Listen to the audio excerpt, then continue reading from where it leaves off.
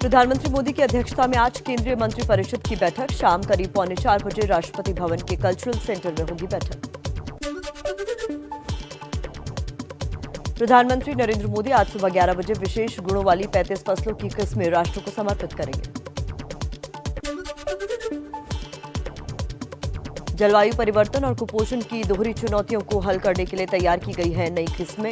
भारतीय कृषि अनुसंधान परिषद ने विशेष गुणों वाली फसलों की किस्मों को विकसित किया है। पश्चिम बंगाल के भवानीपुर में प्रचार के आखिरी दिन भारी बवाल। बीजेपी सांसद दिलीप घोष पर हमला, टीएमसी कार्यकर्ताओं पर आरोप। दिलीप घोष के सुरक्षाकर्मियों ने निकाली रिवॉल्वर। भवानीपुर हिंसा को लेकर चुनाव आयोग से मिला बीजेपी प्रतिनिधिमंडल। कहा, धारा 144 लगाए बिना चुनाव नहीं हो सकता। बंगाल सरकार ने चुनाव आयोग को सौंपी रिपोर्ट। बीजेपी सांसद दिलीप घोष ने चुनाव रद्द करने की मांग की। बोले, मेरे जैसा नेता सुरक्षित नहीं तो आम आदमी कैसे मतदान करेगा। ऐसे में निष्पक्ष चुनाव संभव नहीं। उपचुनाव से पहले हिंसक झड़प पर बीजेपी नेता शुभेंदु अधिकारी का बयान। कहा, भवानीपुर में स्थिति बहुत नाजुक है। चुनाव आयोग कुछ नहीं कर रहा। यहां लोकतांत्रिक तरीके से चुनाव का माहौल नहीं है। भवानीपुर उपचुनाव को लेकर कलकत्ता हाईकोर्ट आज सुना सकता है फैसला। उपचुनाव को लेकर पीआईएल दाखिल की गई थी और मुख्य सचिव के चुनाव आयोग को लिखे पत्र पर सवाल उठाया था। पश्चिम बंगाल उपचुनाव के लिए कल शाम 6:30 बजे चुनाव प्रचार का शोर थमा। सीएम ममता बनर्जी भवानीपुर से लड़ रही हैं उपचुनाव। भवानीपुर समेत बंगाल की 3 सीटों पर 30 सितंबर को होना है उपचुनाव। 3 अक्टूबर को होगी वोटों की गिनती। बीजेपी सांसद लॉकेट चटर्जी ने टीएमसी में जाने की अटकलों को खारिज किया। कहा, चुनाव प्रभारी के रूप में उत्तराखंड पर ध्यान दे रही हूं। भवानीपुर में दिलीप घोष और शुभेंदु अधिकारी हैं। पश्चिम बंगाल में टीएमसी नेता कुणाल घोष ने दावा किया था कि लॉकेट चटर्जी ने भवानीपुर में चुनाव प्रचार करने से मना कर दिया है, जिसके बाद अटकलें थी कि वो बीजेपी छोड़ सकती है। पश्चिम बंगाल में नेता विपक्ष शुभेंदु अधिकारी ने कलकत्ता हाईकोर्ट में याचिका दाखिल की। दल बदल विरोधी कानून के तहत टीएमसी नेता मुकुल रॉय को विधायक पद से हटाने की मांग की। गोवा में कांग्रेस को बड़ा झटका। कांग्रेस छोड़कर टीएमसी में गए पूर्व सीएम लुइजिन्हो फलेरियो आज कोलकाता पहुंचेंगे। आज या कल ममता बनर्जी से कर सकते हैं मुलाकात। कांग्रेस छोड़ने के बाद लुइजिन्हो फलेरियो ने कहा, मौजूदा राजनीतिक हालात में ममता बनर्जी एकमात्र ऐसी नेता हैं जो बीजेपी का सामना कर सकती है। यूपी के सीएम योगी आदित्यनाथ का बड़ा कार्यक्रम। आज सुबह 11 बजे 1,23,000 आंगनबाड़ी कार्यकर्ताओं को मोबाइल फोन बांटेंगे। यूपी में नए मंत्रियों को विभाग बांटे गए। ज्योति प्रसाद को तकनीकी शिक्षा विभाग, पलटू राम को सैनिक कल्याण होमगार्ड मंत्रालय, दिनेश खटीक को जल शक्ति और बाढ़ नियंत्रण विभाग मिला। यूपी में छत्रपाल गंगवार को राजस्व विभाग, संजीव कुमार को समाज कल्याण, अनुसूचित जाति जनजाति कल्याण विभाग, संगीता बलवंत को सहकारिता विभाग और धर्मवीर प्रजापति को औद्योगिक विकास विभाग मिला। बीजेपी सांसद वरुण गांधी ने फिर किया किसानों का समर्थन। योगी सरकार को चिट्ठी लिखकर गन्ने का समर्थन मूल्य 400 रुपए प्रति क्विंटल करने की मांग की। बीएसपी के राष्ट्रीय महासचिव आरएस कुशवाहा ने समाजवादी पार्टी के अध्यक्ष अखिलेश यादव से मुलाकात की। समाजवादी पार्टी ने बताया शिष्टाचार भेंट। कांग्रेस महासचिव प्रियंका गांधी के लखनऊ दौरे का आज दूसरा दिन। प्रियंका चुनाव स्क्रीनिंग कमेटी और परामर्श समिति के साथ बैठक करेंगे। यूपी में कांग्रेस नेता प्रमोद तिवारी और विधायक आराधना मिश्रा पर दर्ज एफआईआर के खिलाफ सड़कों पर उतरेगी कांग्रेस। सभी जिला मुख्यालयों पर धरना प्रदर्शन। कानपुर में एआईएमआईएम अध्यक्ष असदुद्दीन ओवैसी का बड़ा बयान। कहा, मुस्लिमों की हालत बैंड बाजा पार्टी की तरह, उन्हें इस्तेमाल करने के बाद छोड़ दिया जाता है। 7 अक्टूबर से जेडीयू भी यूपी में करेगी चुनाव प्रचार की शुरुआत। संसदीय बोर्ड के अध्यक्ष उपेंद्र कुशवाहा करेंगे शुरुआत। सीटों को लेकर बीजेपी से चल रही है बात। जेडीयू अकेले लड़ने को भी तैयार। सरस्वती शिशु मंदिर स्कूल के छात्रों पर बयान से मुश्किल में दिग्विजय सिंह। राष्ट्रीय बाल अधिकार संरक्षण आयोग की डीजीपी से केस दर्ज करने की मांग। दिग्विजय सिंह ने कहा था, स्कूल में नफरत का पाठ सीख रहे हैं छात्र। राज्यसभा के लिए असम से बीजेपी के उम्मीदवार सर्बानंद सोनोवाल निर्विरोध निर्वाचित। कांग्रेस छोड़ टीएमसी की उम्मीदवार बनी सुष्मिता देव भी निर्विरोध राज्यसभा पहुंची। महाराष्ट्र में बीजेपी के राज्यसभा उम्मीदवार संजय उपाध्याय ने नाम वापस लिया। नाना पटोले और बालासाहब थोराट ने देवेंद्र फडणवीस से किया था आग्रह। एआईएमआईएम चीफ असदुद्दीन ओवैसी का शिवसेना पर हमला, कहा एक दिन आएगा जब शिवसेना दोबारा बीजेपी की गोद में चली जाएगी। उत्तराखंड में पुरौला से विधायक राजकुमार ने विधानसभा की सदस्यता से दिया इस्तीफा। हाल ही में कांग्रेस छोड़कर बीजेपी में हुए थे शामिल। कृषि कानून के खिलाफ किसान संगठनों ने किया भारत बंद। कांग्रेस, एसपी, बीएसपी समेत 12 विपक्षी दलों ने किया समर्थन। किसानों ने कई जगह सड़क जाम की। किसानों के भारत बंद की वजह से कई शहरों में दिखा लंबा जाम। दिल्ली गुरुग्राम बॉर्डर, डीएनडी और मुंबई अहमदाबाद हाईवे पर भारी जाम। आम लोगों को हुई काफी परेशानी। किसानों के भारत बंद के चलते ट्रेनों की आवाजाही भी प्रभावित हुई। खासकर नॉर्दर्न रेलवे की कुल 28 ट्रेनों पर असर। 12 ट्रेनें रद्द की गई, जबकि 15 ट्रेनों का डेस्टिनेशन बदला गया। आम लोगों को हुई परेशानी के लिए किसान नेता राकेश टिकैत ने माफी मांगी। एबीपी न्यूज से कहा, कानून वापसी तक आंदोलन जारी रहेगा। भारत बंद पूरी तरह से सफल रहा। आगे की रणनीति संयुक्त किसान मोर्चा तय करेगा। एबीपी न्यूज से बोले राकेश टिकैत, जब बीजेपी विपक्ष में थी तब आंदोलन सही था और आज खराब हो गया। यूपी में जितना गन्ने का रेट नहीं बढ़ा, उससे ज्यादा महंगाई बढ़ी। भारत बंद को लेकर अखिलेश यादव का ट्वीट, लिखा भारत बंद की राष्ट्रव्यापी सफलता ने बीजेपी के हाथ पैर फुला दिए हैं। बीजेपी चुनाव जीतने के लिए पूंजीपतियों की कर्जदार रही है, अब उनके इशारे पर काम कर रही है। पश्चिम बंगाल में चुनाव बाद हुई हिंसा की सीबीआई जांच के खिलाफ याचिका पर सुप्रीम कोर्ट में सुनवाई। ममता सरकार ने अर्जी दाखिल की है। तो मध्य प्रदेश की एक ऐसी तस्वीर दिखाते हैं जहां विधायक अधिकारियों को रिश्वत लेने का समीकरण समझा रहा है। ये पूरा मामला क्या है, देखिए रिपोर्ट। अगर हजार ले लेते तो हम सोचते कि चलो ठीक है, तो कुछ दिक्कत नहीं जात।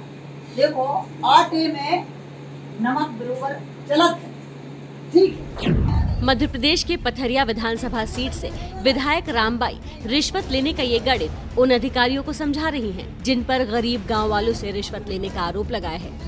अगर हजार ले लेते तो हम सोचते कि चलो ठीक है, तो कुछ दिक्कत नहीं जात। देखो आटे में नमक बरोबर चलत है, ठीक है। लेकिन ऐसो नहीं कि कोनों से पूरी थाली ही छीन ले, हम मना नहीं करत और हम भी जाना थे। अंधेर नगरी चौपट राजा चल रहा। इस पूरे मामले की शुरुआत तब हुई जब सतौआ गांव के लोग विधायक के पास रोजगार सहायक निरंजन तिवारी और सचिव नारायण चौबे की शिकायत लेकर पहुंचे थे। लोगों का आरोप था कि पीएम आवास के नाम पर दोनों ने उनसे हजारों रुपए वसूल किए हैं। इसके बाद विधायक ने गांव में ही अधिकारियों को लोगों के सामने बिठाकर इंसाफ करने के लिए जन चौपाल लगाई। तुमने कितने रहे? हमने हाँ। हमने 9,000। तुमने 5। कितने? 6। कौन हो? लोगों की शिकायतें सुन विधायक ने अधिकारियों से कहा कि थोड़ा बहुत रिश्वत तो चलता है, लेकिन हजारों रुपए किसी गरीब से ले लेना बिल्कुल गलत है। हालांकि विधायक ने दोनों अधिकारियों को फटकार लगाते हुए घूस के पैसे वापस कर देने का आदेश दिया। इतना ही बहुत है कि हम तुम्हें सजा नहीं दे रहे, बस इतना ही कर रहे कि इनके पैसा इनको लौटा। रिश्वत लेने का नुस्खा समझाने का ये वीडियो अब सोशल मीडिया पर तेजी से वायरल हो रहा है। विधायक ने भले ही अधिकारियों को रिश्वत के पैसे वापस करने का आदेश दिया हो, लेकिन इस तरह रिश्वत का समर्थन करना विधायक की कार्यप्रणाली पर सवाल खड़ा करता है। ऊपर से मजदूरी के पैसा में नहीं आ रहा। पश्चिम बंगाल में हो रहे उपचुनाव के लिए कल प्रचार थम गया और गुरुवार को वोट डाले जाएंगे, लेकिन बंगाल में चुनाव का मतलब ही जैसे हिंसा हो गया है। कल प्रचार के आखिरी दिन कैसे रण क्षेत्र में बदल गया बंगाल, इस रिपोर्ट में देखिए।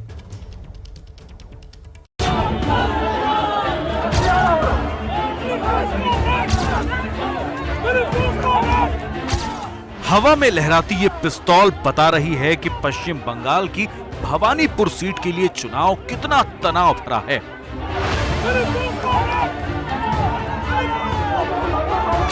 खेला हौबे वाले बंगाल में ये लहराती हुई पिस्टल सवाल कर रही है कि क्या अब हिंसा होबे, खून खराबा होबे।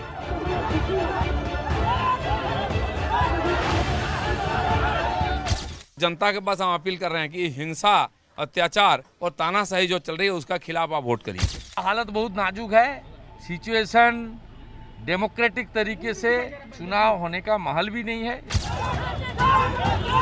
भवानीपुर के जदू बाबू बाजार में बीजेपी सांसद दिलीप घोष अपने कार्यकर्ताओं के साथ प्रचार करने पहुंचे। उसी वक्त टीएमसी कार्यकर्ता विरोध करने लगे। विरोध जल्द ही झड़प और फिर मारपीट में बदल गया।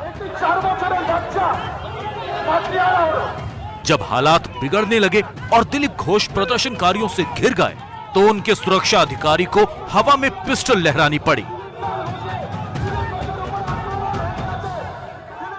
बीजेपी और टीएमसी के बीच में जो तल्खी है वो कम होती तो नजर नहीं आ रही, लेकिन इस उपचुनाव में भी साफ दिखाई दे रही है। दिलीप घोष जो बीजेपी के सांसद हैं और पूर्व राज्य के अध्यक्ष भी हैं, पैम्फलेट्स बांट रहे थे तो उसी समय तृणमूल कांग्रेस के भी कार्यकर्ता पहुंचे पैम्फलेट्स बांटने। उसके बाद धक्का मुक्की हुई, स्लोगनिंग हुई और ये कहूं कि दोनों पार्टी में आपस में जमकर भिड़ंत इस समय सड़क पर भी है और बैलेट के जरिए भी है, तो गलत नहीं होगा। ममता के लिए ये चुनाव उनकी राजनीतिक जिंदगी के लिए इतना जरूरी है कि जीती तो 5 साल का ताज और हार गई तो सारी सत्ता बेकार। इसीलिए ममता हर हाल में जीतना चाहती हैं और बीजेपी हर हाल में भवानीपुर को नंदीग्राम बनाना चाहती है। जहां पिछले विधानसभा चुनाव में ममता अपने ही पुराने लेफ्टिनेंट शुभेंदु अधिकारी से हार गई थी।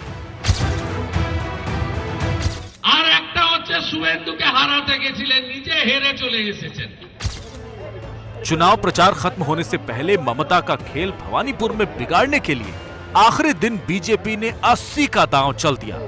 आज करीब 80 बीजेपी नेता चुनाव प्रचार के लिए भवानीपुर में मौजूद थे और ममता के खिलाफ हवा बनाने की कोशिश कर रहे थे।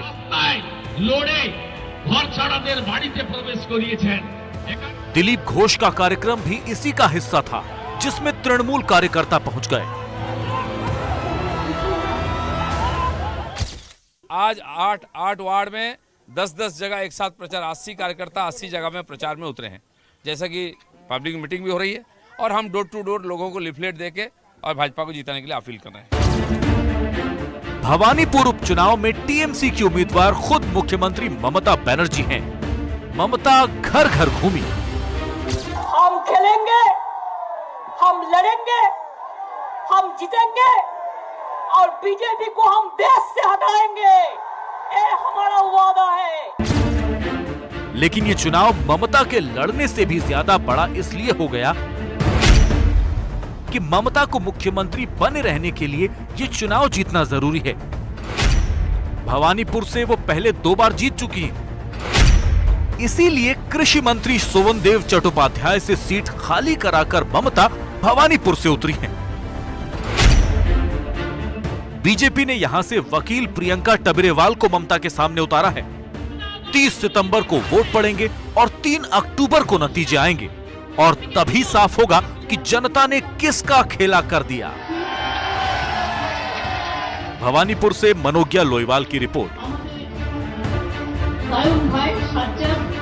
तालिबान बदल गया है, ये दावा तालिबान और उसके आका इमरान खान की तरफ से पूरी दुनिया में किया जा रहा है। लेकिन अफगानिस्तान की असली तस्वीर क्या है, हमारी इस एक्सक्लूसिव रिपोर्ट में देखिए कैसे तालिबान के कहर से बचकर अल्पसंख्यक पहाड़ी और मुश्किल भरे रास्तों से ईरान भाग रहे हैं।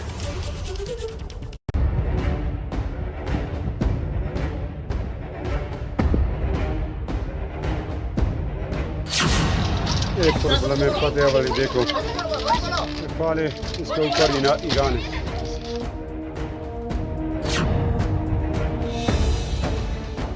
पथरीले रास्तों और पहाड़ों से गुजरते इस कारवां की कहानी सुनकर आपकी रूह कांप जाएगी, क्योंकि इसने मौत से बचने के लिए जिंदगी के साथ सबसे बड़ा जुआ खेला है। एक घंटा लोग बोलते 1 घंटा और बोल, रास्ता है पता नहीं 1 घंटे 2 घंटे, पानी भी खत्म है, रोटी भी खत्म है, खाना कुछ नहीं मिलता है पतियाल भाई। ये तस्वीरें अफगानिस्तान में तालिबान के हैवानियत की गवाही देती हैं। ये तस्वीरें पाकिस्तान के प्रधानमंत्री इमरान खान के उस झूठ को बेपर्दा करती हैं जिसमें वो यूएन के मंच पर तालिबान की रहनुमाई करते हैं। What have the Taliban promised? They will respect human rights. They will have an inclusive government. They will not allow this soil to be used by terrorists. दुनिया के सबसे बड़े मंच पर इमरान खान जिन तालिबानियों की वकालत कर रहे हैं, अफगानिस्तान में उनके आतंक की इंतहा यह है कि लोग भूखे प्यासे मरने को तैयार हैं, लेकिन तालिबान राज में जीने के लिए राजी नहीं है। ये तस्वीरें एबीपी न्यूज को अफगानिस्तान में तालिबान के शिकार एक ऐसे शख्स ने भेजी हैं जो उनकी हैवानियत से बचने के लिए पूरे परिवार के साथ देश छोड़कर भाग रहा है। इन पहाड़ों के बीच मासूम बच्चों के साथ ये लोग जान की बाजी लगा रहे हैं और वजह है सिर्फ तालिबान का खौफ। इसके ऊपर ईरान है। तालिबान की हैवानियत की गवाही देने वाली ये तस्वीर एबीपी न्यूज संवाददाता जगविंदर पटियाल को अफगानिस्तान से एक ऐसे शख्स ने भेजी है जो अपना सब कुछ छोड़कर ईरान पहुंचने की कोशिश में है। और ऐसा करने वाला ये परिवार अकेला नहीं है। सैकड़ों लोग तालिबान के डर से इसी तरह मुल्क से भाग रहे हैं। इस दर्द की पूरी कहानी आपको बताएं उससे पहले इस परिवार के बारे में जान लीजिए। इस परिवार के मुखिया का नाम मलंग मोहम्मदी है। उनके परिवार में पत्नी और 5 बच्चे हैं और सबसे छोटा बेटा 3 साल का है। मलंग ताजिक समुदाय से है और तालिबान इनका दुश्मन है। इसलिए तालिबान हुकूमत आते ही मलंग अफगानिस्तान के निमरूज शहर भागे, क्योंकि निमरूज की सीमाएं ईरान से लगती हैं। निमरूज में इन्होंने 1 महीने तक शरणार्थियों के लिए ईरान का बॉर्डर खुलने का इंतजार किया। बॉर्डर तो नहीं खुला, उससे पहले तालिबानी कहर शुरू हो गया। जान बचाने के लिए मलंग ने पहाड़ी रास्ता अपनाया। मलंग मूल रूप से अफगानिस्तान के पंजशीर का रहने वाला है। साल 2006 में काबुल यात्रा के दौरान मलंग से मेरी पहचान हुई। उसने मेरे लिए ट्रांसलेटर का काम किया। ये पहचान दोस्ती में बदल गई। तालिबान हुकूमत आने के बाद जब मलंग की सारी उम्मीदें टूट गई तो उसने हमें याद किया और अपनी मुसीबत वीडियो और ऑडियो के जरिए हम तक पहुंचाई। एक दिन एक रात में पानी वो रोटी मिल गया, दूसरा दिन में वो रात में पानी भी नहीं, रोटी भी नहीं। अगर 2 घंटा और पाल में ख़त्म नहीं हुआ था, सारा मेरा बेटी सारा मर गया था। अल्लाह मदद किया। पूरे 50 घंटे तक मलंग और उसका परिवार जिंदगी की तलाश में इन पहाड़ों पर मौत से लड़ते रहे। इस दौरान 3 साल के मासूम बच्चे को तेज बुखार भी आया, लेकिन तालिबान का खौफ ऐसा कि मासूम बच्चे के भी कदम नहीं रुके। छोटा बेटा बहुत गैरती बेटा है, सारा पाल से पैदा गया हुआ पटियाल भाई, खुदा की कसम से। ये रात को तमाम रात को पैदल चलेगा। ये देखो मती कैसा मती इसमें पालो, माशाल्लाह सारा रात में पैदल चले गया। बरे चलो। इस जद्दोजहद के बाद मलंग ने अपने परिवार को तालिबान के कहर से जरूर बचा लिया है। मलंग पहाड़ों के रास्ते पाकिस्तान के बलूचिस्तान पहुंचा। यहाँ से पैदल चलकर वो ईरान की सीमा में दाखिल हुआ और फिलहाल पूरे परिवार के साथ शरणार्थी कैंप में रह रहा है। अब उसकी मंजिल ईरान के बंदर अब्बास में है, जहाँ उसका भाई रहता है। अफगानिस्तान में ये सिर्फ एक मलंग की कहानी नहीं है। पूरे अफगानिस्तान में गैर पश्तून इसी तरह से देश छोड़कर भाग रहे हैं और तालिबान सरेआम दुनिया की आंखों में धूल झोंकने की कोशिश कर रहा है। الحمدلله ما جرائم و این مسائل را به صفر رساندیم. ما توانایی را داریم، ما برای ملت اطمینان میدیم که ان شاء الله هیچ وقت هیچ تکلیف را دیگه نخواهید دید. تا ما هستیم ان شاء الله هیچ تکلیف را دیگه نخواهید دید. और इस बार हमला लियोन में एक सामाजिक कार्यक्रम में शिरकत करने पहुंचे थे तब हुआ। अंडे से हमले वाला वीडियो सोशल मीडिया पर जमकर वायरल हो रहा है। सुरक्षा घेरे में फ्रांस के राष्ट्रपति इमैनुअल मैक्रों और भीड़ से आता हुआ एक अंडा, और उसके बाद क्या हुआ वो देखिए।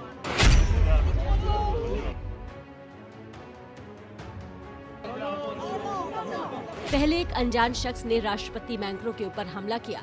हमला होते ही सुरक्षा बलों ने मोर्चा संभाला और हमलावर को धर दबोचा। लेकिन हमले से बेफिक्र मैक्रों के हाव भाव में कोई अंतर नहीं आया। शायद इसलिए भी क्योंकि उनके लिए भी ऐसे हमले कोई नए नहीं रहे।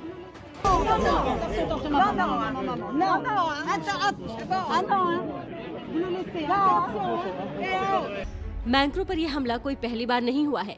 इसी साल जून में भी मैक्रों के ऊपर हमला हुआ, जब वो दक्षिण पूर्वी फ्रांस के एक छोटे से शहर में जनता का अभिवादन कर रहे थे। तभी भीड़ में खड़े एक शख्स ने इमैनुअल मैक्रों की शर्ट खींचकर उन्हें थप्पड़ मारा। इस बार अंडे से यह हमला उस वक्त हुआ जब वो लियोन में international hotel catering and food trade exhibition में गैस्ट्रोनॉमी को प्रमोट करने पहुंचे थे। हालांकि सोशल मीडिया पर वायरल इस वीडियो में आगे की घटना रिकॉर्ड नहीं है और न ही आधिकारिक तौर पर ये बताया गया है कि हमला क्यों किया गया और न ही ये बताया गया है कि पुलिस ने आरोपी को गिरफ्तार किया या नहीं। यूरोप की बात करेंगे, जहां राजनीतिक उठापटक चल रही है और यूरोप की सबसे मजबूत इकोनॉमी वाले जर्मनी में फिलहाल चांसलर एंगेला मार्केल की उत्तराधिकारी को लेकर सियासी खींचतान भी जारी है। हालांकि राजनीति से संन्यास लेने वाली मार्केल की विदाई ज्यादा असरदार नहीं रही।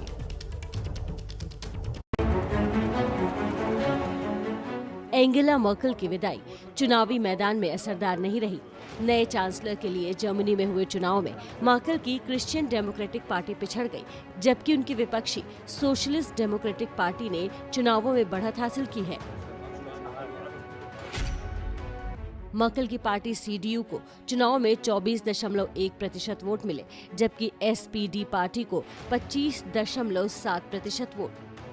सीटों की बात करें तो मर्केल की पार्टी CDU को 196 सीट मिली, वहीं SPD को 206। किंग मेकर बनी ग्रीन पार्टी को 14.8% वोट और 118 सीटें मिली हैं। वहीं दूसरी किंग मेकर पार्टी FDP को 11.5% वोट और 92 सीटें मिली हैं। मतलब जर्मनी में एक बार फिर गठबंधन सरकार बनेगी, जो उसका इतिहास रहा है। दूसरे विश्व युद्ध के बाद जर्मनी की हर सरकार गठबंधन वाली ही रही है। मौजूदा सरकार में CDU और SPD का गठबंधन है। इस पूरे सियासी खेल को समझने के लिए जर्मनी का चुनावी ढांचा समझना जरूरी है। जर्मनी में हर वोटर 2 वोट करता है, एक स्थानीय सांसद के लिए और दूसरा राजनीतिक पार्टी के लिए।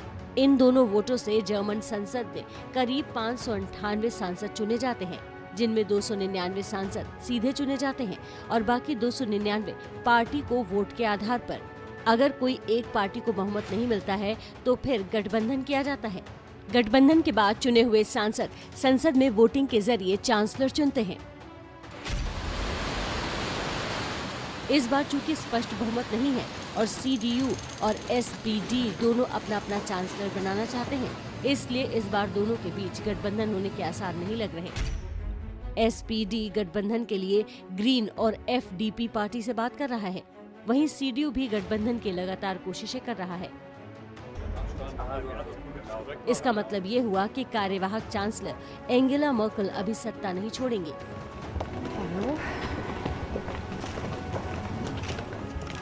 जर्मनी का राजनीतिक इतिहास ऐसा है कि कई बार चांसलर घोषित होने में महीनों का समय लगता है। इस बार फिर खींचातान में ऐसा ही लग रहा है कि क्रिसमस तक तो मर्केल कार्यवाहक चांसलर बनी रहेंगी। स्वागत है आपका। देखिए, अमेरिकी राष्ट्रपति जो बाइडेन ने कल मीडिया के सामने कोरोना वैक्सीन की तीसरी डोज ली। दरअसल अमेरिका में फूड एंड ड्रग एडमिनिस्ट्रेशन ने फाइजर वैक्सीन की बूस्टर डोज को मंजूरी दी है। ये उस समय की तस्वीर है जब बाइडेन व्हाइट हाउस में मीडिया कर्मियों के सामने फाइजर की तीसरी डोज ले रहे थे। दरअसल अमेरिका में 65 साल से ज्यादा वालों और हाई रिस्क जोन यानी अस्पताल में काम करने वाले टीचर, जिन्हें संक्रमित होने का ज्यादा खतरा रहता है, या फिर वैसे युवा जो डायबिटीज जैसी बीमारी से जूझ रहे हैं, उनके लिए फाइजर के बूस्टर यानी तीसरे डोज को मंजूरी दी गई है। बाइडेन ने मजाकिया अंदाज में कहा कि वो भले दिखने में 65+ नहीं लगते हों, लेकिन उनकी उम्र 65 से ज्यादा है। आपको बता दें कि बाइडेन 78 साल के हैं। अमेरिका में फिलहाल फाइजर की तीसरी डोज को ही मंजूरी मिली है, वो भी दूसरी डोज के 6 महीने के बाद। अमेरिका में जल्द फाइजर के अलावा अन्य वैक्सीन की तीसरी डोज को भी मंजूरी मिल सकती है। पीएम मोदी की अध्यक्षता में आज केंद्रीय मंत्रिपरिषद की बैठक। शाम करीब 3:45 बजे राष्ट्रपति भवन के कल्चरल सेंटर में होगी बैठक। प्रधानमंत्री नरेंद्र मोदी आज सुबह 11 बजे विशेष गुणों वाली 35 फसलों की किस्में राष्ट्र को समर्पित करेंगे। जलवायु परिवर्तन और कुपोषण की दोहरी चुनौतियों को हल करने के लिए तैयार की गई हैं नई किस्में। भारतीय कृषि अनुसंधान परिषद ने विशेष गुणों वाली फसलों की किस्मों को विकसित किया है। पश्चिम बंगाल के भवानीपुर में प्रचार के आखिरी दिन भारी बवाल। बीजेपी सांसद दिलीप घोष पर हमला, टीएमसी कार्यकर्ताओं पर आरोप। दिलीप घोष के सुरक्षा कर्मियों ने निकाली रिवॉल्वर। भवानीपुर हिंसा को लेकर चुनाव आयोग से मिला बीजेपी प्रतिनिधिमंडल। कहा, धारा 144 लगाए बिना चुनाव नहीं हो सकता। बंगाल सरकार ने चुनाव आयोग को सौंपी रिपोर्ट। बीजेपी सांसद दिलीप घोष ने चुनाव रद्द करने की मांग की। बोले, मेरे जैसा नेता सुरक्षित नहीं तो आम आदमी कैसे मतदान करेगा? ऐसे में निष्पक्ष चुनाव संभव नहीं। उपचुनाव से पहले हिंसक झड़प पर बीजेपी नेता शुभेंदु अधिकारी का बयान। कहा, भवानीपुर में स्थिति बहुत नाजुक है, चुनाव आयोग कुछ नहीं कर रहा, यहां लोकतांत्रिक तरीके से चुनाव का माहौल नहीं है। भवानीपुर उपचुनाव को लेकर कलकत्ता हाईकोर्ट आज सुना सकता है फैसला। उपचुनाव को लेकर पीआईएल दाखिल की गई थी और मुख्य सचिव के चुनाव आयोग को लिखे पत्र पर सवाल उठाया गया था। पश्चिम बंगाल उपचुनाव के लिए कल शाम 6:30 बजे थमा चुनाव प्रचार। सीएम ममता बनर्जी भवानीपुर से लड़ रही हैं उपचुनाव।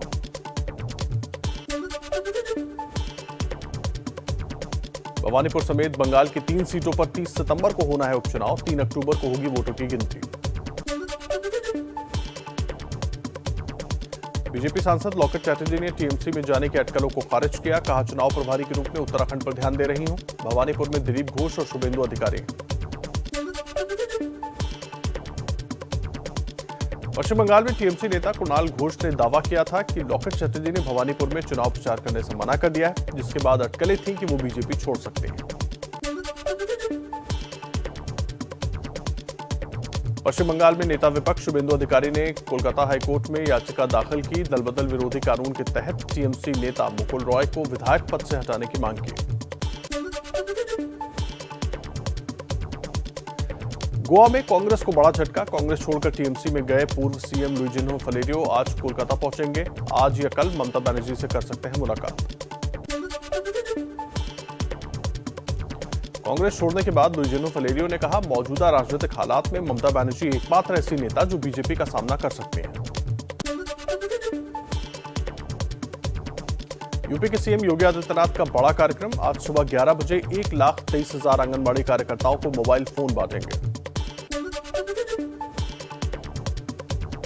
यूपी में नए मंत्रियों को विभाग बांटे गए। जितेंद्र प्रसाद को तकनीकी शिक्षा विभाग, पलटू राम को सैनिक कल्याण, होमगार्ड मंत्रालय, दिनेश खटीक को जल शक्ति और बाढ़ नियंत्रण विभाग मिला। यूपी में छत्रपाल गंगवार को राजस्व विभाग, संजीव कुमार को समाज कल्याण, अनुसूचित जाति जनजाति कल्याण विभाग, संगीता बलवंत को सहकारिता विभाग और धर्मवीर प्रजापति को औद्योगिक विकास विभाग मिला। बीजेपी सांसद वरुण गांधी ने फिर किया किसानों का समर्थन। योगी सरकार को चिट्ठी लिखकर गन्ने का समर्थन मूल्य 400 रुपए प्रति क्विंटल करने की मांग की। बीएसपी के राष्ट्रीय महासचिव आरएस कुशवाहा ने समाजवादी पार्टी के अध्यक्ष अखिलेश यादव से मुलाकात की। समाजवादी पार्टी ने बताया, शिष्टाचार मुलाकात। कांग्रेस महासचिव प्रियंका गांधी के लखनऊ दौरे का आज दूसरा दिन। प्रियंका चुनाव स्क्रीनिंग कमेटी और परामर्श समिति के साथ बैठक करेंगी। यूपी में कांग्रेस नेता प्रमोद तिवारी और विधायक आराधना मिश्रा पर दर्ज एफआईआर के खिलाफ सड़कों पर उतरेगी कांग्रेस। सभी जिला मुख्यालयों पर धरना प्रदर्शन। कानपुर में एआईएमआईएम प्रमुख असदुद्दीन ओवैसी का बड़ा बयान। कहा, मुस्लिमों की हालत बैंड बाजा पार्टी की तरह, जिन्हें इस्तेमाल कर छोड़ दिया जाता है। 7 अक्टूबर से जेडीयू भी यूपी में करेगी चुनाव प्रचार की शुरुआत। संसदीय बोर्ड के अध्यक्ष उपेंद्र कुशवाहा करेंगे शुरुआत। सीटों को लेकर बीजेपी से चल रही है बात। जेडीयू अकेले लड़ने को भी तैयार। सरस्वती शिशु मंदिर स्कूल के छात्रों पर बयान से मुश्किल में दिग्विजय सिंह। राष्ट्रीय बाल अधिकार संरक्षण आयोग की डीजीपी ने से केस दर्ज करने की मांग। दिग्विजय ने कहा था, स्कूल में नफरत का पाठ सीख रहे हैं छात्र माफ कीजिएगा। राज्यसभा के लिए असम से बीजेपी के उम्मीदवार सर्बानंद सोनोवाल निर्विरोध चुनाव निर्वाचित। कांग्रेस छोड़ टीएमसी के उम्मीदवार बनी सुष्मिता देव भी निर्विरोध राज्यसभा पहुंचे। महाराष्ट्र में बीजेपी के राज्यसभा उम्मीदवार संजय उपाध्याय ने नाम वापस लिया। नाना पटोले और बालासाहब थोराट ने देवेंद्र फडणवीस से किया था आग्रह। एआईएमआईएम चीफ असदुद्दीन ओवैसी का शिवसेना पर हमला। कहा, एक दिन आएगा जब शिवसेना दोबारा बीजेपी की गोद में चली जाएगी।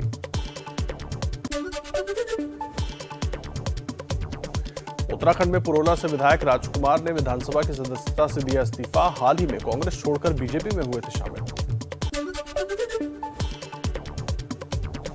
पंजाब कांग्रेस विवाद पर बोले केंद्रीय मंत्री रामदास आठवले, अमरिंदर सिंह को बीजेपी में आना चाहिए। चरणजीत सिंह चन्नी को सीएम बनाने का फायदा कांग्रेस को नहीं होगा।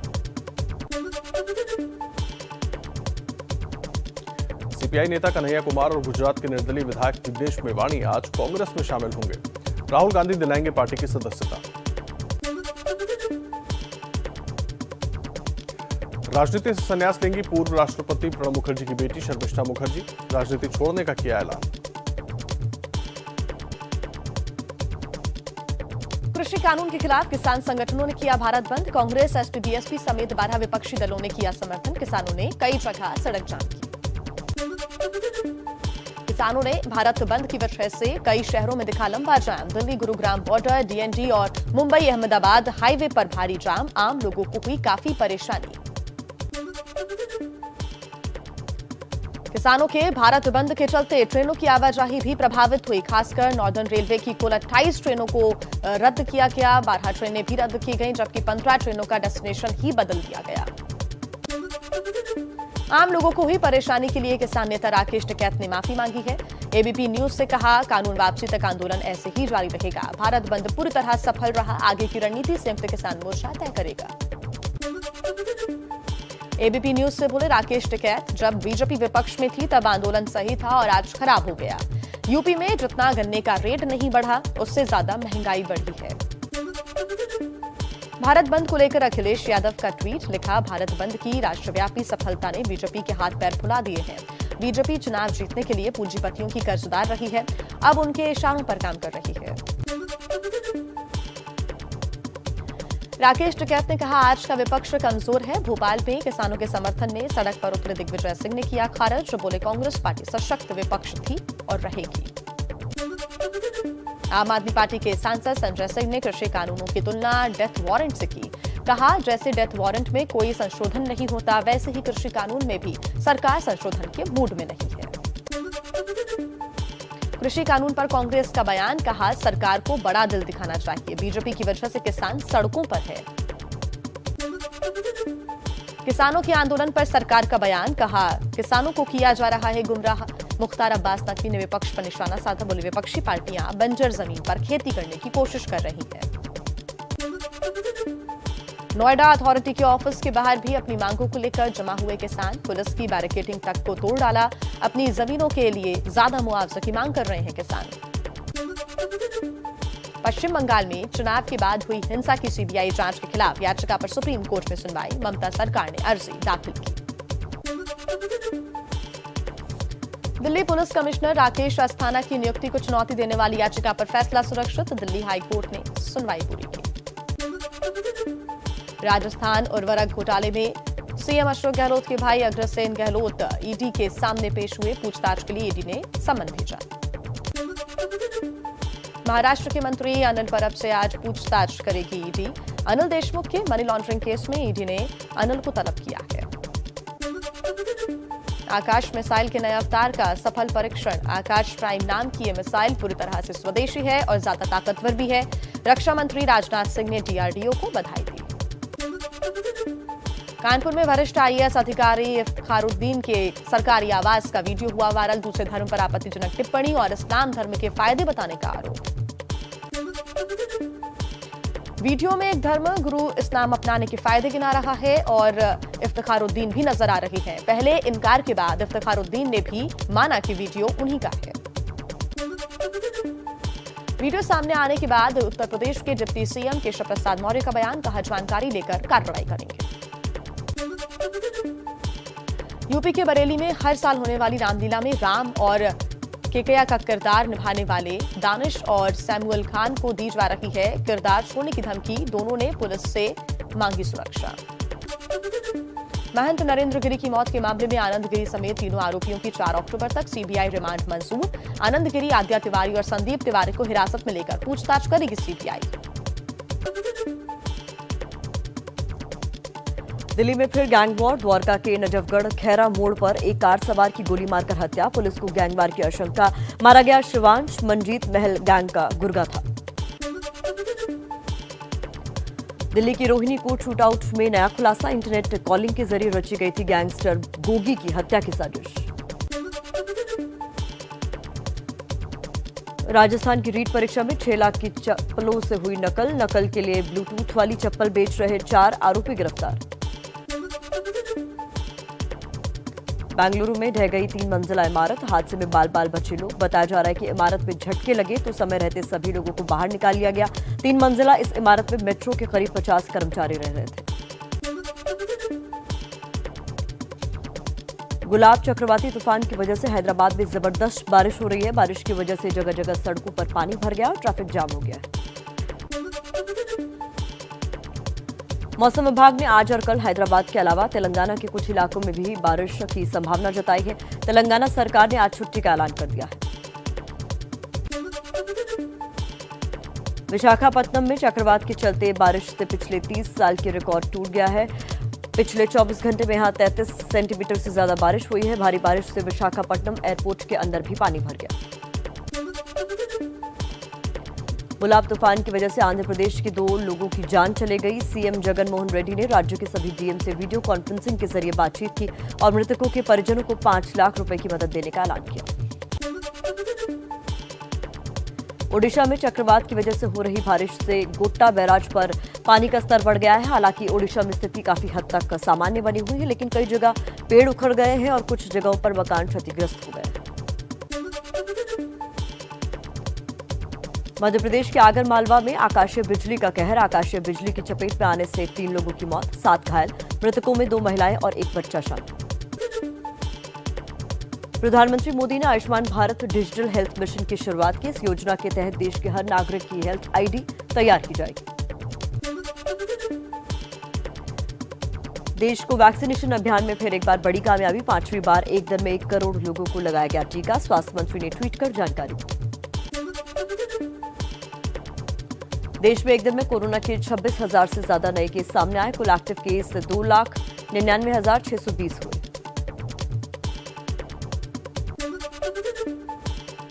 मौजूदा वित्त वर्ष के लिए श्रम मंत्रालय ने जारी किया रोजगार का आंकड़ा। 2013-14 के मुकाबले देश में 29% बढ़ा रोजगार। सबसे ज्यादा बीपीओ सेक्टर में उछाल। राजस्थान में कांग्रेस का हल्ला बोल। केंद्र सरकार की नीतियों, महंगाई और पेट्रोल डीजल की बढ़ती कीमतों के खिलाफ प्रदर्शन करेगी कांग्रेस। पूर्वी लद्दाख में चीन के चलते सीमा पर तनाव बढ़ा। अपनी स्थिति मजबूत करने में जुटा हुआ है चीन। दौलत बेग ओल्डी में दोनों देशों के कैंप के बीच की दूरी सिर्फ 1 किलोमीटर रह गई है। सैटेलाइट इमेज से डेप्सांग में चीनी कैंप दिखे। आईपीएल में 4 हार के बाद हैदराबाद को मिली है पहली जीत। राजस्थान रॉयल्स को 7 विकेट से हराते हुए हैदराबाद सनराइजर्स ने ये जीत हासिल की है। हैदराबाद के ओपनर जेसन रॉय ने 8 चौकों और 1 छक्के की मदद से 60 रन की शानदार पारी खेली। आईपीएल में आज दोपहर 3:30 बजे शारजाह में केकेआर की टीम का मुकाबला दिल्ली कैपिटल्स से होगा।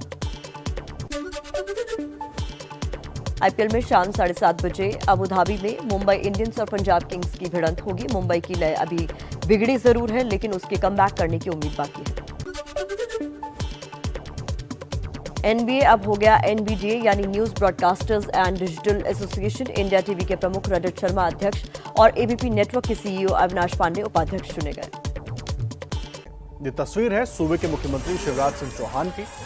दरअसल कल जनदर्शन कार्यक्रम में खरगोन दौरे पर पहुंचे शिवराज सिंह ने वहां आदिवासी लोगों को पारंपरिक डांस करते देखा तो शिवराज खुद को रोक नहीं पाए।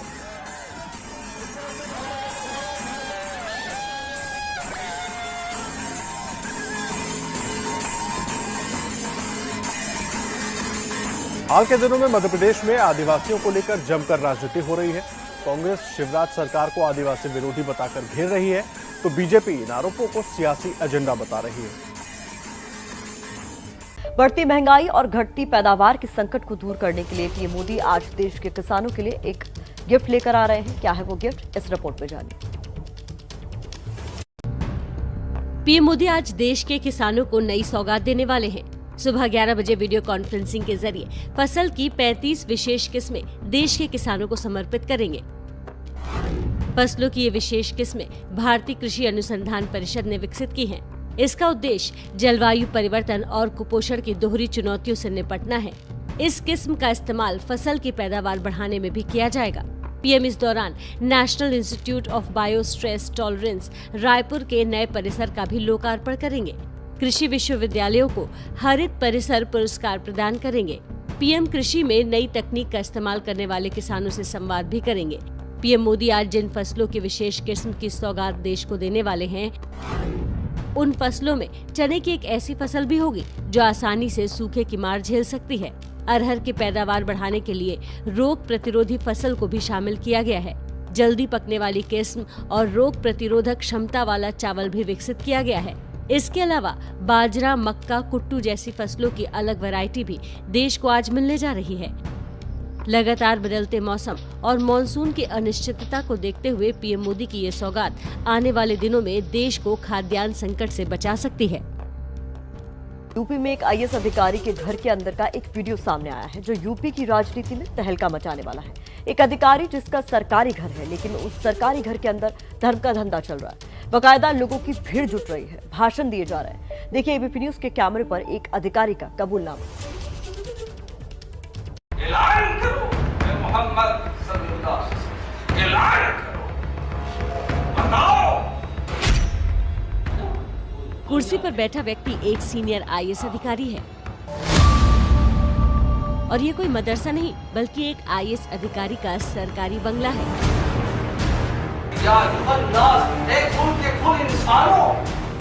एक ऐसा अधिकारी जो यूपी सरकार में भी बहुत बड़े पद पर काबिज है। वो मौलानाओं की तरह भाषण देते हैं। है ना? मोहम्मद सल्लल्लाहु अलैहि वसल्लम, ऐलान करो, बताओ पूरे दुनिया के इंसानों, या युहन नास, एक कुल के कुल इंसानों। नास इंसान का बहुवचन, इंसान का जमा प्लूरल है ना? इंसान के माने एक है। जरा सोचिए, ये सब कुछ एक सीनियर आईएएस अधिकारी मोहम्मद इफ्तिखारुद्दीन कह रहे हैं। मोहम्मद इफ्तिखारुद्दीन 1985 बैच के आईएएस हैं। अभी यूपीएसआरटीसी यानी परिवहन विभाग के चेयरमैन हैं। वीडियो कानपुर का है, लेकिन अधिकारी के फिलहाल लखनऊ में पोस्टिंग है। लेकिन एक आईएएस न सिर्फ यहाँ किसी मौलाना की तरह व्यवहार करता है, बल्कि इनकी मौजूदगी में दूसरे धर्म को नीचा दिखाने का काम भी किया जा रहा है। पिछले दिनों पंजाब के ईसाई ने इस्लाम कबूल किया था। उन्होंने इस्लाम कबूल किया। मैंने कहा कि इस्लाम कबूल करने के लिए क्या चीज दरिया बनी? तो उन्होंने कहा मेरी बहन की मौत। जब बहन की मौत दरिया बनी इस्लाम कबूल करने के लिए, बोले जी बताइए। कहने लगे जब उसको जला रहे थे तो वो कपड़ा जब जल गया तो बहना हो गई, वो नंगी हो गई। सब लोग देख रहे थे, मुझे बहुत शर्म आई, मैं वहाँ से निकल गया। मेरे बहन ने माटी में डाला कि आज तो मेरी बहन को लोग देख रहे हैं, कल मेरी बेटी की, इसको भी लोग देखेंगे, मरने के बाद ये भी ऐसी चलेगी। इसी वक्त मेरे दिल में आया कि इस्लाम से अच्छा कोई दिन नहीं है, मुझे कबूल कर दो। इसी बयान के बाद आरोप है कि आईएएस इफ्तिखारुद्दीन की तरफ हिंदू धर्म को नीचा दिखाने की कोशिश की गई है।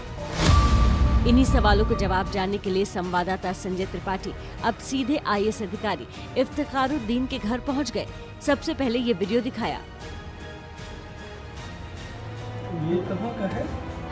ये बता रहे कानपुर का है। जब आप कमिश्नर थे ये बता रहे, हाँ बेटे। अच्छा, ये तो है वीडियो है सर, 4-5-6 वीडियो इस तरह के बारे में। देखिए अब ऐसा है कि जुमे वगैरह के लिए तो आदमी जाता ही है ना, वगैरह में है ना। ऐसा कहा जा रहा है कि धर्म परिवर्तन करा रहे हैं। काफी नानुकुर करने के बाद बार बार पूछने पर आखिरकार आईएएस इफ्तिखारुद्दीन ने कबूल कर लिया कि ये वीडियो उन्हीं का है। अच्छा, ये हाँ, ये आप ही हैं। ठीक है तो क्या कह रहे हैं हम? नहीं मतलब हम कोई अच्छी बात बता रहे हैं, क्या कह रहे हैं हम? वीडियो तो आईएएस इफ्तिखारुद्दीन ने मान लिया, लेकिन वो ये मानने को तैयार नहीं कि वीडियो में वो कुछ गलत कह रहे हैं। इसमें गलत क्यों लीजिए ना आप? नहीं, मैं इसलिए सर जानना चाह रहा था क्योंकि ये तो आप ही हो सकता है हम पूरा देख नहीं पा रहे हैं, लेकिन हम कुछ भी। इतने बड़े पद के अधिकारी के इस वीडियो पर यूपी की सियासत गर्म हो सकती है। सरकार ने भी ये जानकारी हासिल कर कार्रवाई का भरोसा जताया है। प्लीज आप देख लीजिए, मैं कुछ कह नहीं रहा हूँ। देख लेना, कोई देख ले। सरकार में नहीं, अगर ऐसा कुछ है तो उसको गंभीरता। क्या सर इसके मामले की जांच की जाएगी? जानकारी में नहीं है, लेकिन अगर ऐसा कुछ इस मामले की जांच की जाएगी, गंभीरता से इसको लिया जाएगा। जो आप कह रहे हैं बड़ी आश्चर्यजनक बात है, क्योंकि ऐसा होना नहीं चाहिए। क्योंकि जो भी सरकारी अधिकारी या कर्मचारी होता है वो संविधान से बंधा हुआ होता है, उसका पूरा कमिटमेंट जो भी है वो पूरा कॉन्स्टिट्यूशन ऑफ इंडिया की तरफ होता है। कोई भी अधिकारी, आप सरकारी बंगला हो या सरकारी बंगला ना भी हो, कहीं पर भी वो इस तरीके की सरकारी सेवा में रहते हुए कोई अधिकारी इस तरीके का काम नहीं कर सकता और उसको नहीं करना चाहिए। जाहिर सी बात है कि कोई अधिकारी इस तरह सार्वजनिक रूप से धर्म का प्रचार नहीं कर सकता, क्योंकि उसने तो संविधान को सर्वोपरि माना है। अखिल भारतीय सेवा आचरण नियम 1968 में इस पर गाइडलाइन है। कोई भी अधिकारी अपने धर्म को मानने के लिए व्यक्तिगत तौर पर आजाद है, लेकिन कोई अधिकारी खुलेआम धार्मिक गतिविधियों में शामिल नहीं हो सकता। धर्म या मजहब का प्रचार करना किसी अधिकारी का काम नहीं है। धार्मिक विवाद और दूसरे धर्म को नीचा भी कोई अधिकारी नहीं दिखा सकता।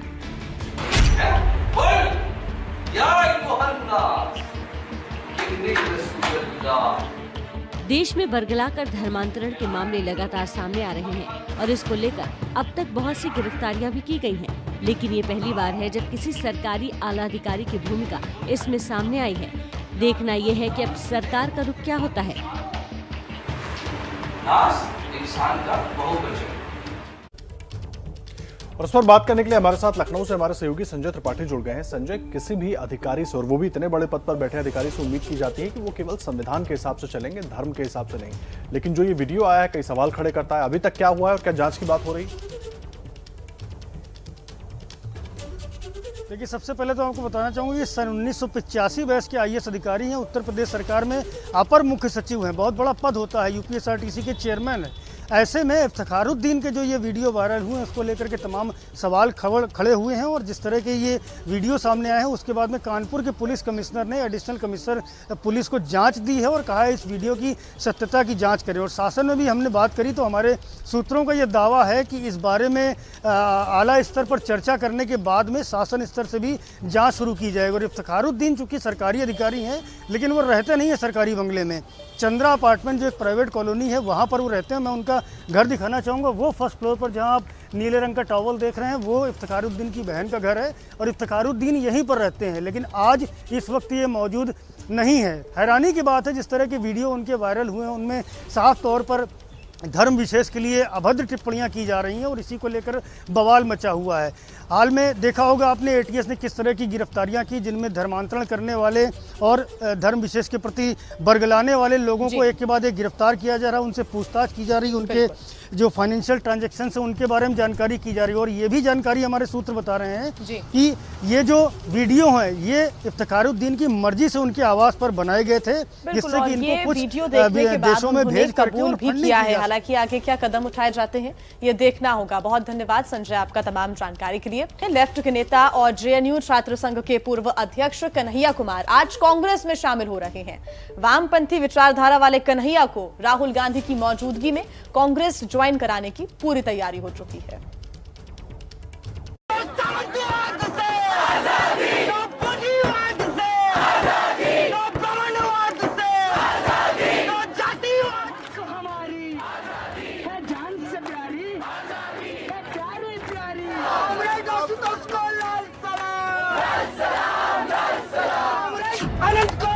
कन्हैया संसदीय राजनीति के मैदान में उतर रहे हैं। कन्हैया के साथ गुजरात से निर्दलीय विधायक जिग्नेश मेवाड़ी भी कांग्रेस की राह पकड़ने वाले हैं। मेवाड़ी का गुजरात अनुसूचित जाति के वोटरों पर अच्छी पकड़ मानी जाती है। नौजवानों को विशेष तौर पे कांग्रेस की तरफ अब रुझान बढ़ता चला जा रहा है, क्योंकि नौजवानों के मुद्दे बहुत ज़्यादा महत्वपूर्ण हैं। बेरोजगारी बहुत बड़ा मुद्दा है और जिस तरह से इस सरकार का युवा विरोधी चेहरा सामने आया है उसको देखते हुए जाहिर सी बात है कि जितने नौजवान सक्रिय होना चाहते हैं राजनीति में और सक्रिय रहना चाहते हैं राजनीति, वो कांग्रेस क्या ही रास्ता देख रहे हैं। दरअसल कन्हैया बेगूसराय सीट से ही चुनाव लड़ना चाहते हैं, जो उनका गृह जिला भी है। लेकिन वहां RJD से तनवीर हसन भी हैं, जो लालू तेजस्वी के बेहद करीबी माने जाते हैं। अब सवाल ये है कि क्या कांग्रेस के लिए RJD अपने मजबूत उम्मीदवार को वापस लेगी। इस बीच CPI कन्हैया के खिलाफ निंदा प्रस्ताव पारित कर चुकी है। ऐसे में कांग्रेस के लिए कन्हैया और मेवाड़ी उम्मीदों की ताज़ी हवा लेकर आए हैं, लेकिन क्या कांग्रेस का संगठन इसे स्वीकार करेगा? कांग्रेस 2024 के लिए कवायद शुरू कर चुकी है, लेकिन लगातार धार खो रही है।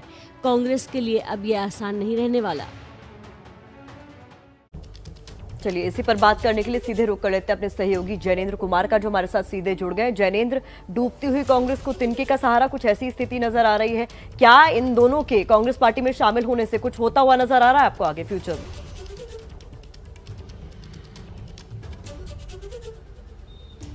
देखिए, कांग्रेस के नेता राहुल गांधी तो इसी उम्मीदों के साथ कन्हैया और जिग्नेश को कांग्रेस में शामिल करवा रहे हैं कि दोनों युवा नेता हैं, बीजेपी विरोध की राजनीति में एक बड़ी पहचान रखते हैं पूरे देश में, और इनके कांग्रेस पार्टी में शामिल होने से कांग्रेस की जो मोदी विरोध और बीजेपी विरोध की राजनीति है वो उसको मजबूती मिलेगी। हालांकि ये वक्त ही बताएगा कि कन्हैया हो या जिग्नेश हो, इनसे कांग्रेस पार्टी को क्या लाभ होता है, ये चुनाव के वक्त पता चलेगा। लेकिन इसमें कोई दो राय नहीं कि कन्हैया पूरे देश में जो है चर्चित चेहरा है, वो जहां जाते हैं वहां पर लोग उन्हें सुनने आते हैं। इसी तरीके से जिग्नेश भी गुजरात में काफी पॉपुलर है और देश में उनकी एक युवा दलित नेता के तौर पर पहचान है। तो दोनों चर्चित चेहरे कांग्रेस में आज आ रहे हैं। कैसे कांग्रेस इन्हें क्या भूमिका देती है, और ये जो कि बिल्कुल एक अलग विचारधारा से कांग्रेस पार्टी में आ रहे हैं, इनका क्या कंडक्ट रहता है, इन्हीं बातों पर निर्भर करेगा कि कांग्रेस को फायदा होगा या नुकसान।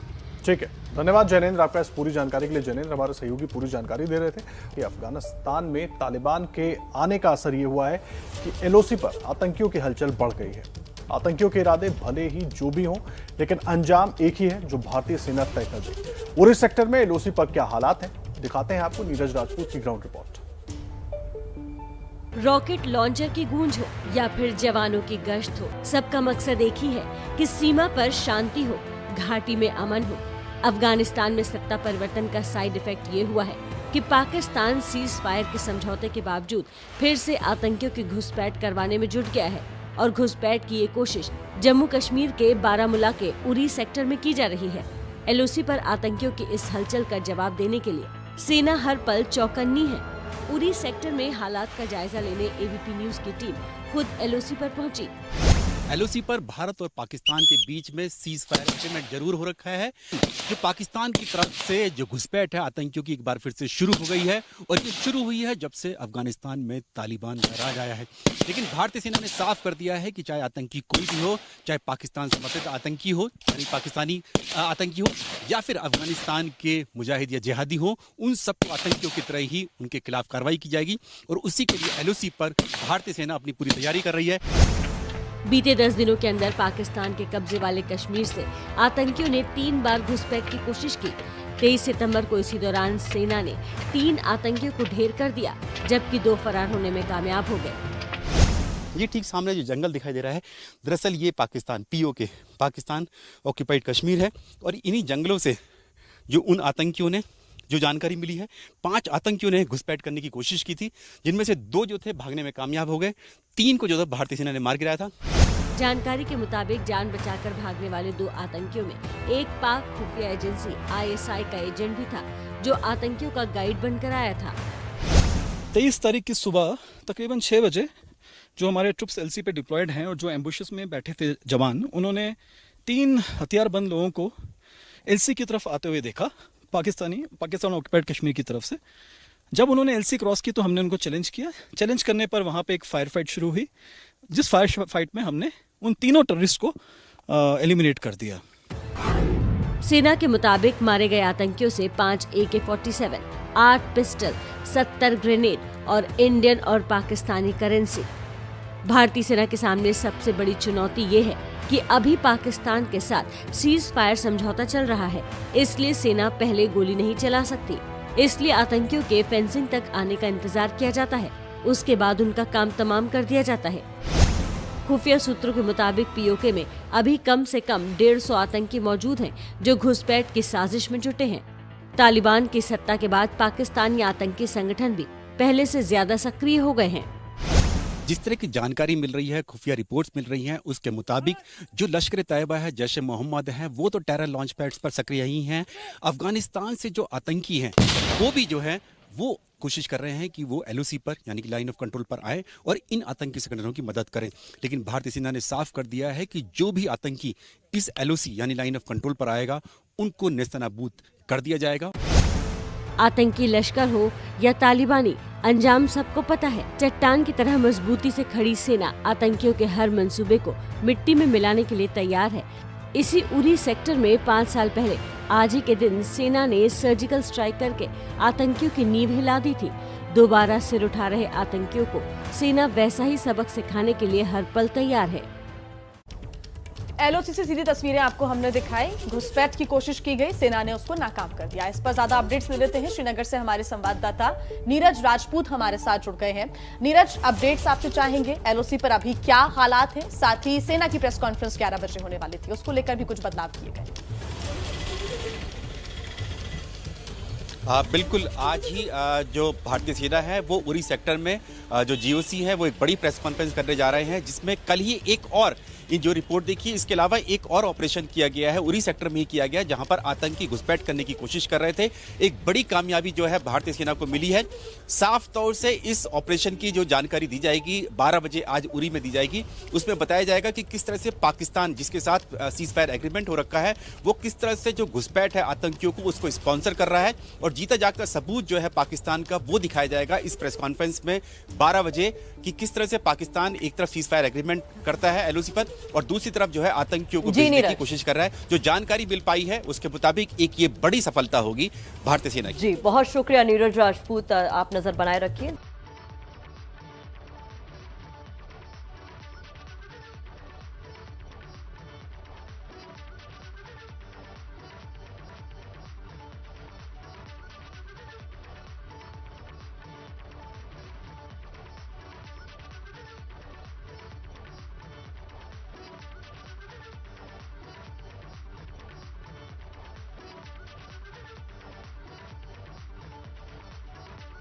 और सीधा चलते हैं इरफान जी के पास, जानते हैं आज अपने कार्टून के जरिए वो क्या संदेश देने वाले हैं। देखिए, पश्चिम बंगाल में कितनी बुरी हालत हो रही है, चारों तरफ मारकाट सी मची हुई है, और इसी पर मेरा एक कार्टून है कि कितनी कानून व्यवस्था की हालत ख़राब है। बीजेपी को उस पर ध्यान देना चाहिए। लुटेरे अपने आभूषण जैसे चेन, लॉकेट की रक्षा स्वयं करें, ये बताया गया है। पश्चिम बंगाल में जो हालत हो रही है इस कार्टून में, अब बीजेपी को इस पर ध्यान देना चाहिए कि अगली बारी किसकी है।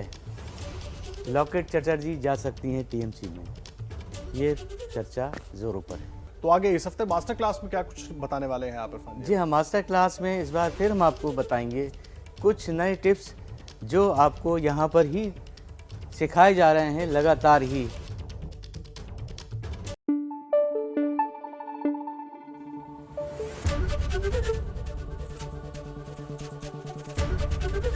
एबीपी न्यूज आपको रखे आगे।